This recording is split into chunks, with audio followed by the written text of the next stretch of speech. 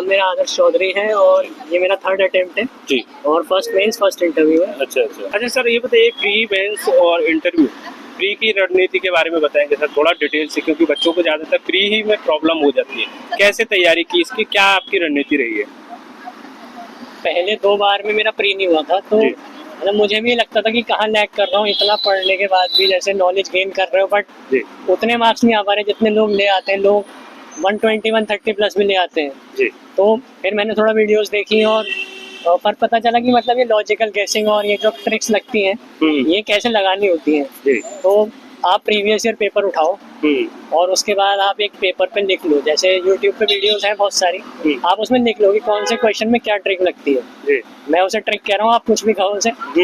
उसके बाद जब आप पेपर सॉल्व कर रहे हो, सपोज आपने पिछले 10 साल के 2024 से 2024 तक के आप 2014 से 2024 तक के आप निकाल के रखो और आप इंक्रीजिंग ऑर्डर में सॉल्व करो। जैसे आप पहले 2014 का उठाओ और आप देखो उस पेपर में प्रीवियस ईयर क्वेश्चन से कि इसमें ये वाली ट्रिक लग रही थी और आप उन्हें पहले तो मतलब उस एनवायरनमेंट में सॉल्व करो जैसे आप पेपर देते। उसके बाद जब आप उसे एनालाइज करने बैठोगे तो आप वो ट्रिक्स लेके बैठो साथ में और देखो कि जो क्वेश्चन में नहीं कर पाया, जो मैंने स्किप कर दिया, क्या इसमें ये ट्रिक लग रही थी। और फिर आप ये देखो जो मुझे आता हुआ क्वेश्चन था, मुझे लगता था कि ये मुझे आता है, क्योंकि यूपीएससी के जो स्टेटमेंट्स होते हैं वो कोचिंग क्लासेस के स्टेटमेंट से बहुत अलग होते हैं। तो वो आपको ट्रिक कर सकते हैं जरा से स्टेटमेंट में। तो आप ये देखो कि आपका ध्यान था वहाँ पे या नहीं था, आपने क्या गलती करी है। तो आप जब उनको एनालाइज करोगे तो वो चीज़ें कम से कम मैं कहूँगा प्रीवियस ईयर के 10 साल के पेपर आप कम से कम 10 बार ऐसे सॉल्व करो। मतलब एक बार तो आपको टाइम लगेगा, उसके बाद आपको आंसर भले ही याद हो जाए, लेकिन जब आप आंसर याद हो गए तो सॉल्व करते हुए आप अंडरलाइन करो उस कीवर्ड को कि इस कीवर्ड की वजह से ये ट्रिक लग रही है, उस कीवर्ड को अंडरलाइन करो, उसे हाईलाइट करो और उसके बाद वो ट्रिक लगा के उसे मार्क भी करो। मतलब एक मसल मेमोरी डेवलप हो जाएगी मेरे हिसाब से। मेंस के लिए कब से स्टार्ट किया था आंसर राइटिंग के लिए?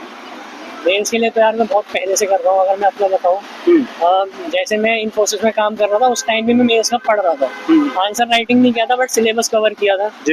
और स्पेसिफिक आंसर राइटिंग मैंने 2023 में की थी जब मेरा प्री नहीं हुआ था। उसके बाद मैंने स्पेसिफिक आंसर राइटिंग शुरू की थी अक्टूबर तक। अक्टूबर नवंबर तक मैंने आंसर राइटिंग की थी और ऑलमोस्ट पूरा सिलेबस कवर कर दिया था। और एंथ्रो भी किया था। अच्छा, कोचिंग ली थी या खुद से आप तैयारी कर रहे थे? मैंने कोचिंग ली थी, मैंने एंथ्रो के लिए लेवल अप से कोचिंग ली थी और जीएस के लिए मैंने सत्यम सर का जो प्रोग्राम था मेंस कॉन्कर प्रोग्राम वो लिया था। अच्छा, सीसेट के लिए बहुत सारे बच्चों को चैलेंज भी रहता है, क्या रणनीति रही है सीसेट के लिए आपकी? सीसेट के लिए यही था, जो सत्यम सर ने एक ग्रुप बनाया था टेलीग्राम पे, तो उस पर काफी लोग मेंटर कर रहे थे लोगों को, क्योंकि मेरी मैथ्स हमेशा से इतनी अच्छी नहीं रही और मेरा सीसेट फेल भी हुआ था 2023 में। अच्छा। तो फिर डर भी लग रहा था, तो मैंने ज्वाइन किया। उन्होंने मतलब रिसोर्सेज बताए कि कहाँ से प्रिपेयर करना चाहिए। तो यूट्यूब, ऐसा नहीं था कि वो लोग खुद पढ़ा रहे थे बट वो गाइड कर रहे थे। उन्होंने रिसोर्सेज बताए और रोज की वीडियोस देखने के बाद रोज 5-10 क्वेश्चन वो डालते थे उसी टॉपिक से रिलेटेड, वो मैं सॉल्व करता था। अच्छा, ऐसे कौन से टॉपिक हैं जहाँ से हम कर सकें और उसको सीसेट को पास कर सकें, जो मेन टॉपिक हो बताएंगे? देखिए, आप जो लो हैंगिंग फ्रूट है उन्हें लो, जैसे नंबर सिस्टम है, नंबर सिस्टम से क्वेश्चन आएगा ही आएगा।